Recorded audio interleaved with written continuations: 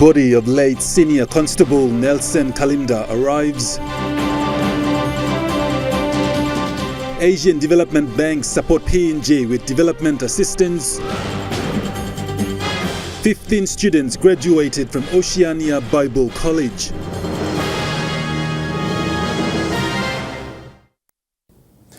Good evening, this is National EMTV News. I'm Godwin Eki. Thank you for joining us. The body of late Senior Constable Nelson Kalimda arrived in Port Moresby at around lunchtime today. Waiting to receive him was his comrades from the Special Services Division Mobile Squad 4 and members of all three disciplinary forces. They welcomed their comrade by assembling in front of the coffin and paying their last respects. We're here at the 7 Mile Airport awaiting the arrival of the body of late Senior Constable Nelson Kalimda to be flown in. It is understood the body will be taken to the family residence at the Red Sea Police Barracks in Bomana and then to the funeral home. The body arrived to a moving emotional welcome by friends and families of the Red Sea Barracks. Wives of police officers from Bomana and McGregor Barracks, including their children, all gathered there, devastated and grief-stricken. Comrades from the correctional services and police collectively paraded and saluted their fallen comrade as his coffin passed by. It was truly an emotional scene as the convoy started.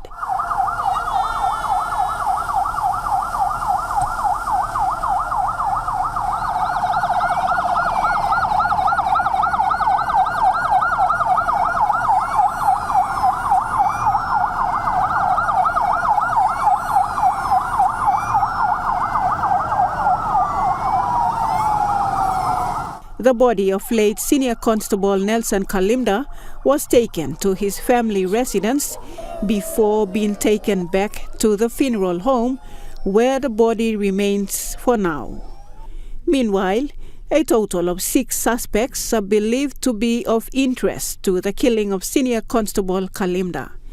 Outgoing Hela PPC, Robin Bore, has confirmed that 2 have been arrested and are now in police custody, while 4 are still at large at this time. PPC Bore also confirmed that investigations are continuing. Lindy Suharupa, National EMTV News. A senior medical doctor who is the Director of Medical Services of the Enga Provincial Health Authority, Dr. Pondros Kanondru, was physically attacked by assailants who intend to steal the vehicle he was driving home. Dr. Pondros was attacked inside the vicinity of the Wabeg town area by locals on Wednesday night at around 11 p.m.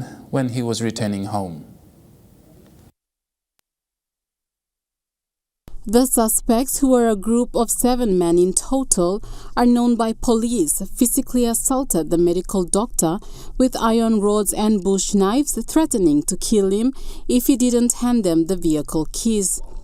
Provincial Police Commander Chief Inspector George Kakas confirmed with EMTV News that neighbors quickly alerted the police and a unit of the Papua New Guinea Defence Force to rescue the medical doctor. Kakas said that the doctor sustained injuries and preliminary doctor's report revealed soft tissues damage with associated injuries. A protest was observed by all nurses, doctors and employees of the Enga Provincial Health Authority who marched to Wabeg Police Station along with the general public, showing their frustrations over this unfortunate incident. Among their petition was to immediately apprehend the suspect involved, thus calling on for greater security for the welfare and livelihood of the employees. Kakas challenged the public to help police enforce the rule of law in the province, saying the suspect will be arrested, charged, and prosecuted accordingly. Acting Provincial Administrator Sandy Saka condemned the attack and said that the 7 suspects currently in police custody will face the full force of law. Cynthia Maku, National EMTV News.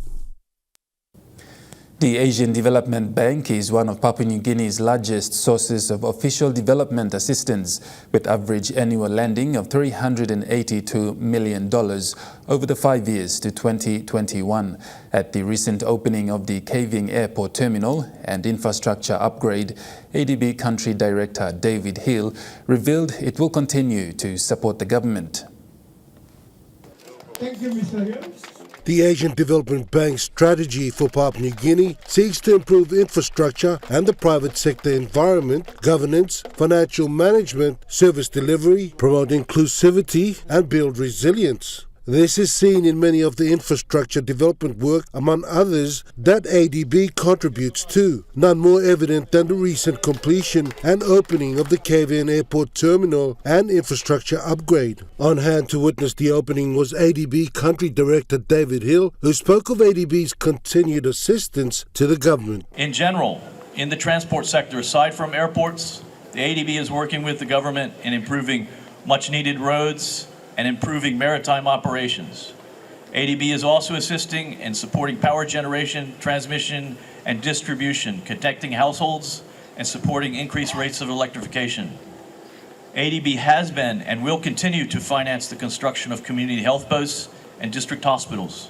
Mr. Hill also spoke of the next phase of assistance from ADB, which will look at education and working along with a state-owned entity. Moving forward, the ADB will be financing the rehabilitation of technical vocation education centers.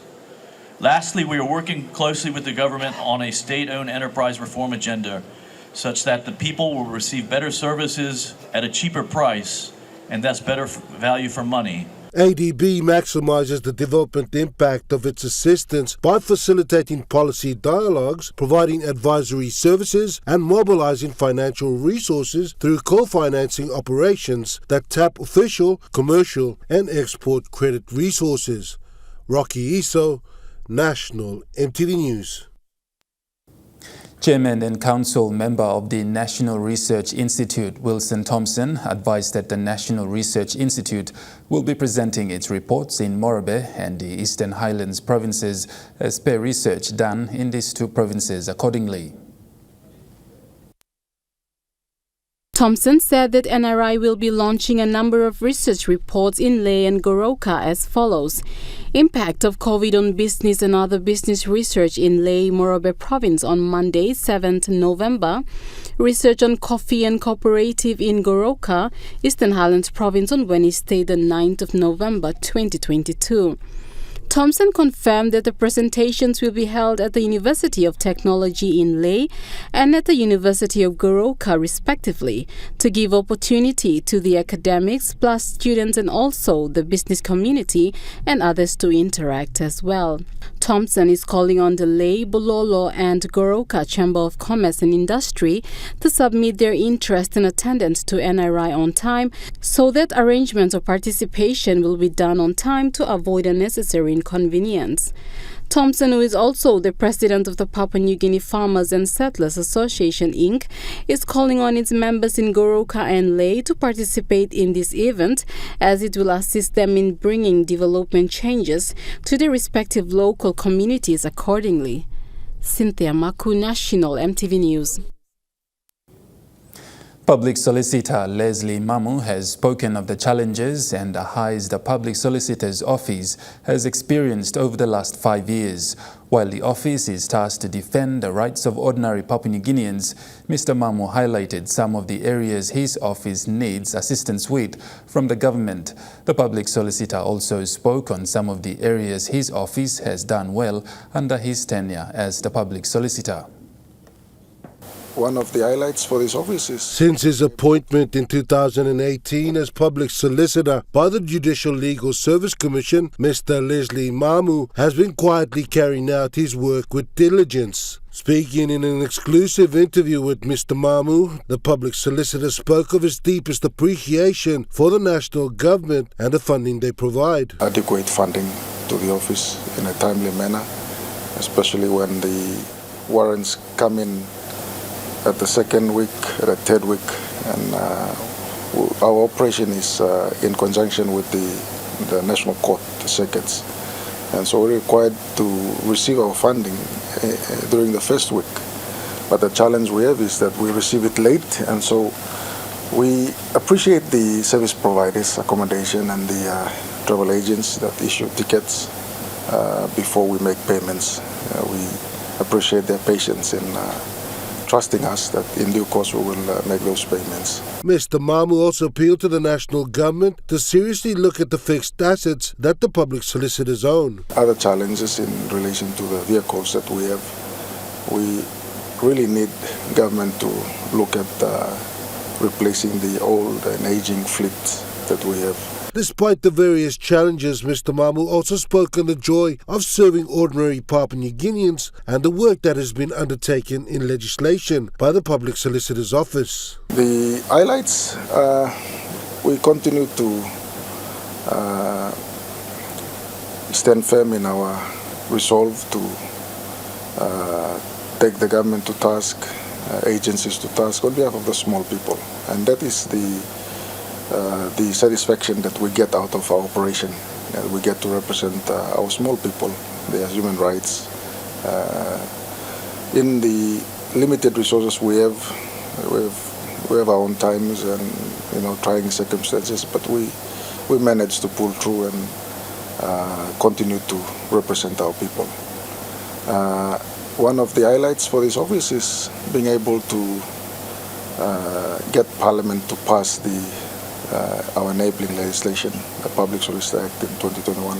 The general public is now advised that the mandated office that fights for the legal rights for ordinary Papua New Guineans has moved here to the Seburi Kidu House at Waigani in Port Moresby. Rocky Iso, National EMTV News. National EMTV News continues after the break. Stay with us.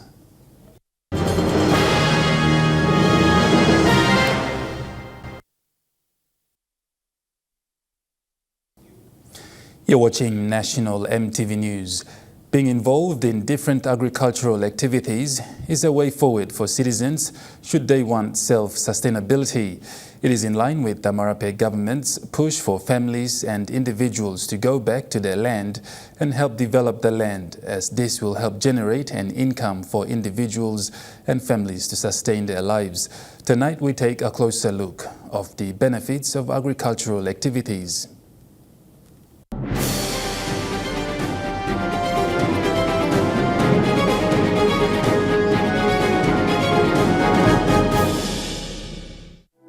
Like other countries around the world, our country is blessed in terms of natural resources found in respective provinces throughout the country. One such resource we have is the natural foods we depend on for our daily survival.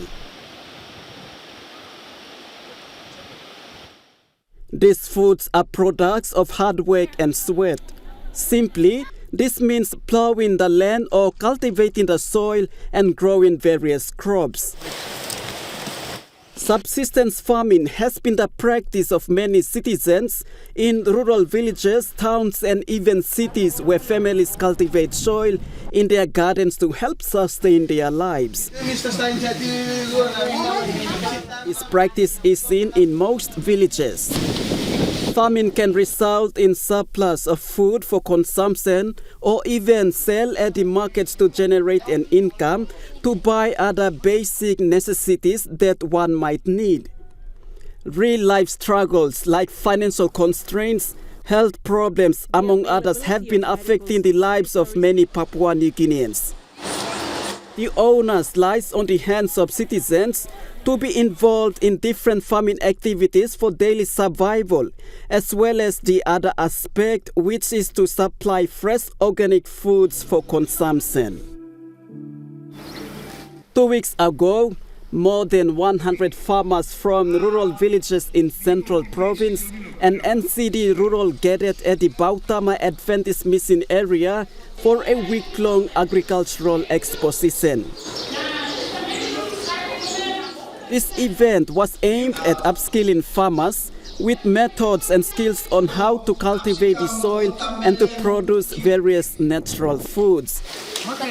All are being assured that most soil is good for gardening as long as it is fertile.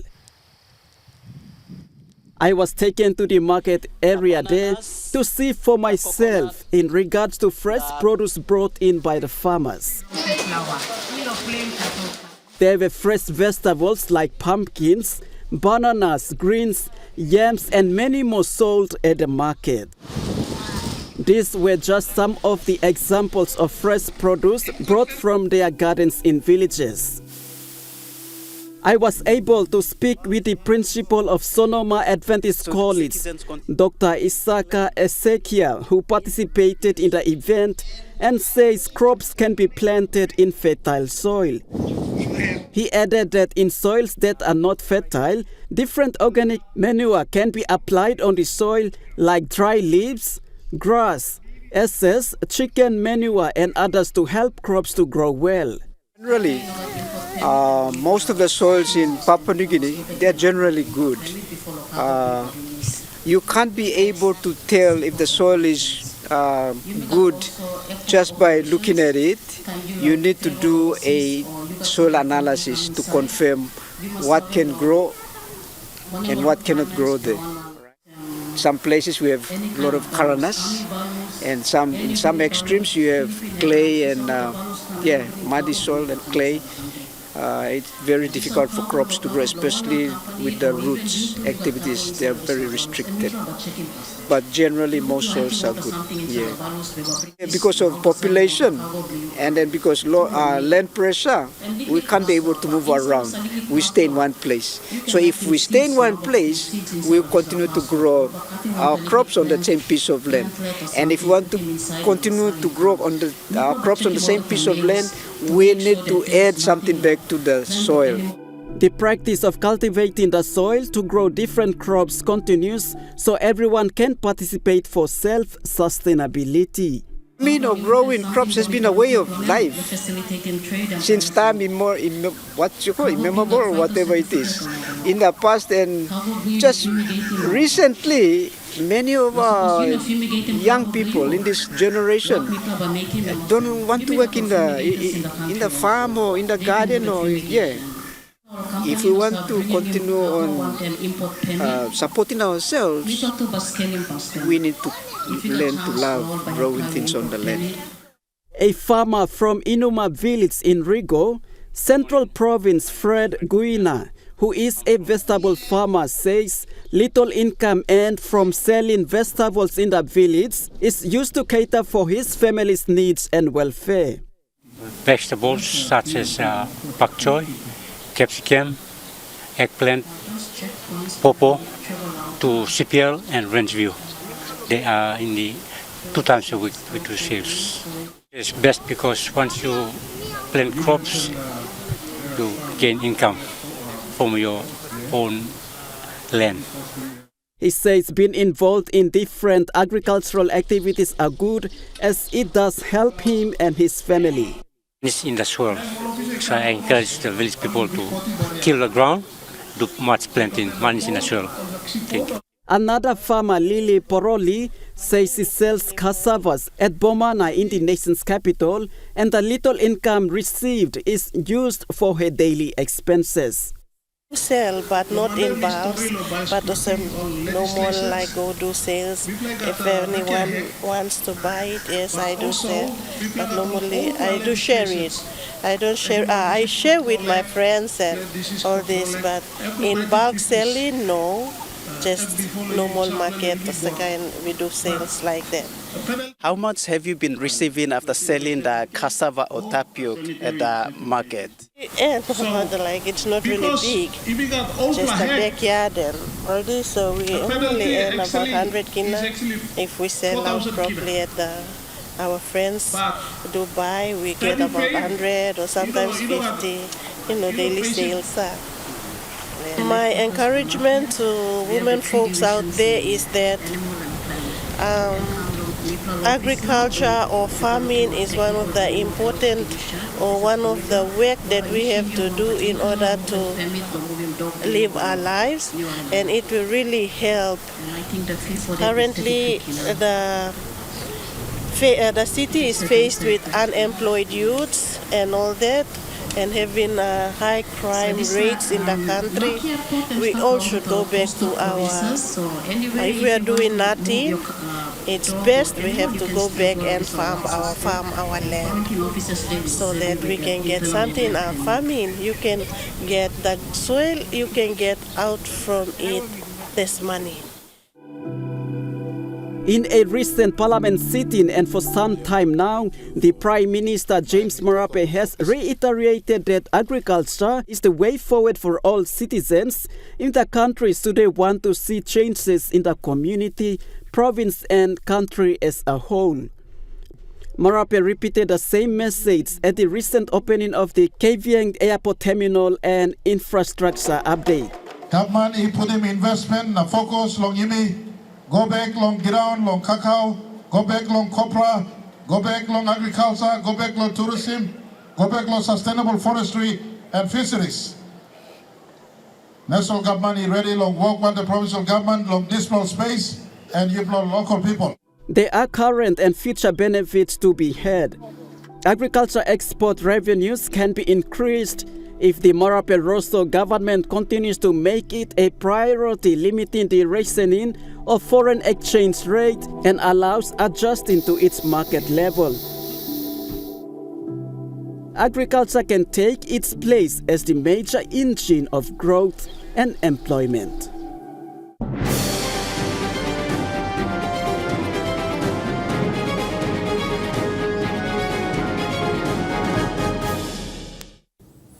National EMTV News continues after the break. Stay with us.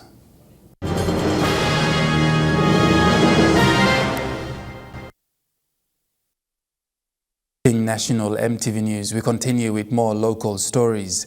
The founder of Expo's youth magazine, Johnson Connie, said the voice, actions, skills and talents for young people matters for the growth and development of this country. He said the government is not attentive enough to hear the outcry of emerging talent, young visionary, potential leaders and entrepreneurs to bring a positive change in the country. This was stressed during the 58th graduation ceremony for International Training Institute on Friday. Mr. Connie said, "We have a very rich, diverse and unique culture that harnesses the daring and the trailblazers of this country." He said the young generation of this country can accomplish a lot in just 1 year, and the key to that is teamwork. Individuals have basic needs that must be acknowledged and fulfilled in order for them to be successful. Whatever affects one directly affects all indirectly. Whatever we do around us, our choices and our conduct have the power to build or to destroy our generation. He further stated that rooted in our culture and Melanesian lifestyle, our forefathers had harmoniously forged this beautiful island of 800 tribes into an independent nation. Their visions, goals and aspirations for this country were crafted with love, respect and great mutuality with each other. Mr. Connie highlighted that collaboration is the key to any endeavors as it harnesses, enhances and empowers it to grow. So our vision, our dreams will be unfolded when we are in the service of others. Support a brother, a sister, a classmate, a countryman and build their dreams. You will realize yours in the process. This country, we are beautiful people in this country, but we have also people that are so envious about other people and jealous about other people's achievements. His encouragement to the graduates was to help others build their dreams, and they will discover theirs in the process. Esther Gane, National EMTV News. It was a momentous occasion on Friday for the Institute of Christian Academy, as the prestigious institution successfully graduated a total of 9 grade 12 students. This is the third batch of grade 12s for this year. The school held a combined graduation ceremony for its grade 8, 10 and 12s respectively. The Institute of Christian Academy Secondary School recently got accreditation from the Department of Education to be permitted secondary school in PNG. It is that time of the year again as schools are winding down the academic year, and graduations will be a common sight in the coming weeks. For the Institute of Christian Academy Secondary School, this is no exception. Proud parents gathered to witness their children either in the junior high school or the senior high school graduate on Friday. The graduating students were encouraged to practice good, valuable Christian principles taught at the ICA in their next chapter of life. Guest speaker, Pastor David Harau, urged parents to be good examples to their graduating children by instilling good quality behavior and practices. Putting or instilling values to make them rise with the quality and becoming a quality product at the end of the day. It is very, very beneficial, not only for the graduates, but for the family and for the nation as a whole. Director of the school, Tobias Nangunduo, highlighted 2 main pointers of the school. The most important thing is the Christian values that we are teaching our students from the early childhood up to the high school level. We are imparting Christian values, principles. Secondly, our phonics program is the most unique program. It helps our children to learn to read at an early age. The Institute of Christian Academy Secondary School offers 2 curriculums that run parallel. That is the Accelerated Christian Education Curriculum and the National Curriculum. Lindy Suharupa, National EMTV News. A total of 15 students graduated yesterday at the Oceania Bible College in Port Moresby. These students, all from different provinces in the country, graduated under Diploma and Advanced Diploma of Christian Ministries in Bible Studies and degree of Bachelor in Christian Ministries.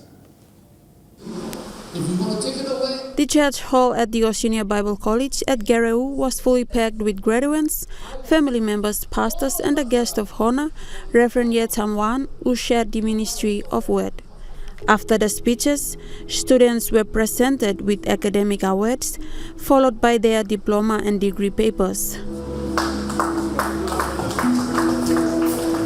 The principal for Oceania Bible College, Reverend William Poyer, stated that they understand the needs of their local churches and the college is committed to serving the needs of local churches in the country. Therefore, they ensure that the courses are relevant to the pressing needs of their pastors and their congregations.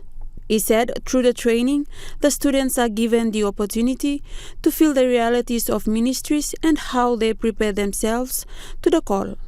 Esther Gane, National EMTV News. National EMTV News continues after the break with Trukai Sports. Stay with us.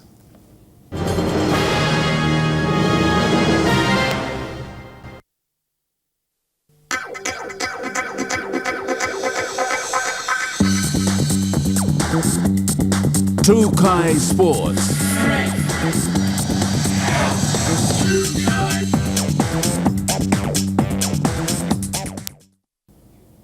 Welcome to Trukai Sports. PNG LNG Kumals have bowed out in the 2022 Rugby League World Cup campaign after having been defeated by host nation England this morning with a massive scoreline of 46-6 at the DW Stadium in Wingen. week, and it's a huge In what can be summarized as a repetition of 2017 Rugby League World Cup, which saw England defeating PNG with 36 to 6 points, this time the Kumuls lost again to England by 40 points margin. Host nation England have defeated a most improved Kumus side throughout World Cup history with 46 to 6 points final siren score. 10 minutes into the game and the English side were already 10 points ahead while Kumuls trailed scoreless. At the first half siren, host nation England moved into a 38-0 lead with 7 effortless tries. PNG attempted solid fightbacks in the second half, which challenged host nation England that a match could have been a tougher test had the Kumuls played stronger in the first half. Leading the first charge, that's a good... However, the English side succeeded another 8 points to finish it off. Kumuls' Jimmy Nutlik fought back, scoring a well-deserved try which was converted by captain Rhys Martin, leaving the final siren score as 46 to 6 in favour of the English side. That's some kick from Rhys Martin. There's the kick. Wow. Meanwhile, Kumuls' campaign in the 2022 Rugby League World Cup has come to an end. Host nation England will now advance to the second semi-finals to face the winner of quarter-final Group A runner-ups, Samoa, and or Group D winner, Tonga, who will clash at the Halliwell Jones Stadium. Lisa Puni, Trukai Sports. Trukai Sports continues after the break. Stay with us.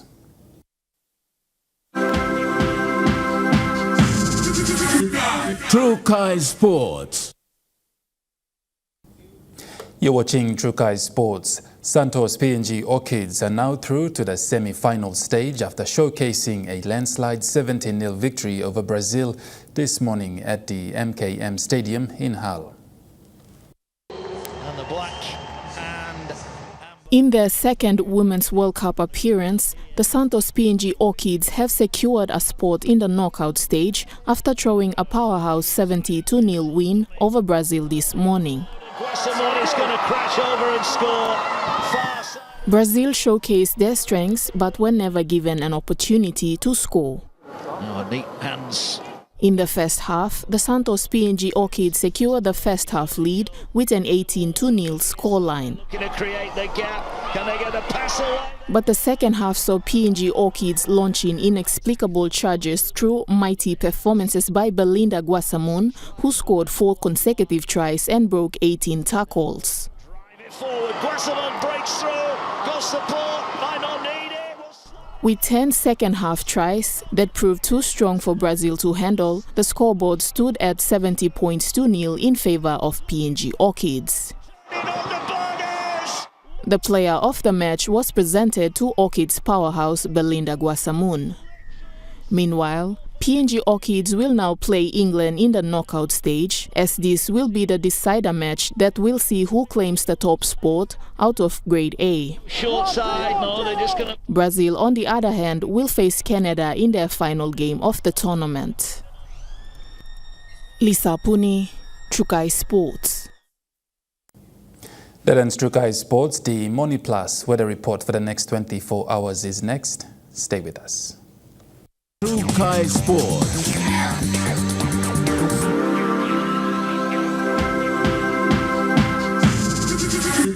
Trukai Sports.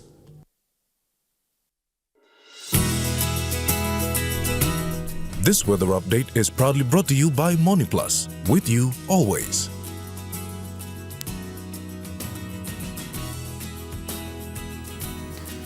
Weather forecast for the next 24 hours. Southern region, Port Moresby, partly cloudy with some showers approaching from western and inland areas. Daru, Kerema, Popondetta, mostly cloudy with few showers.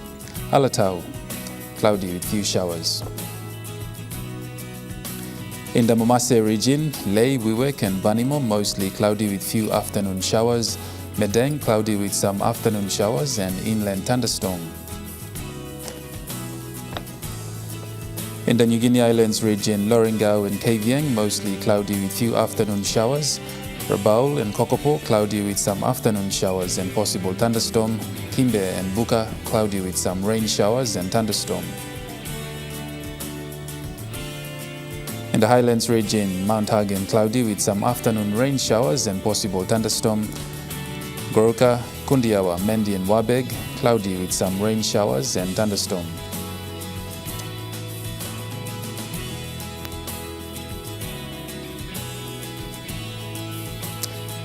Waters of southern PNG Indonesian border through Torres Strait to Daru to Kerema to Yule Island to Hood Point to Samarai Islands, seas 0.5 to 1.5 meters. Waters of Samarai Islands to Cape Vogel and eastern and western Milne Bay Islands, seas 0.3 to 1.3 meters. Waters north of Cape Vogel to Ewan Gulf to Finschhafen, seas 0.3 to 1 meter. Waters of Finschhafen through Whittier Straits to CRC and Long Islands, seas 0.5 to 1.3 meters. Waters north of Long Island to Medang to Wewak to Vanimo and northern PNG Indonesian border, seas 0.5 to 1 meter. Waters of Manus and its western group of islands, seas 0.5 to 1 meter. Waters of New Island to New Britain and Bougainville, seas 0.5 to 1.3 meters.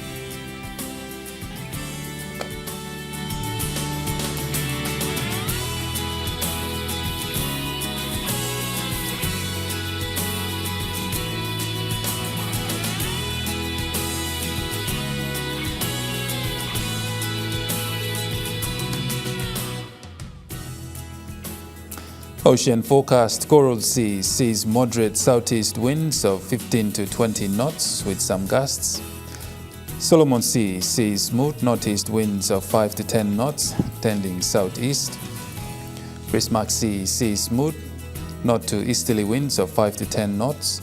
And Pacific Ocean sees smooth to slight north to northwest winds of 5 to 15 knots.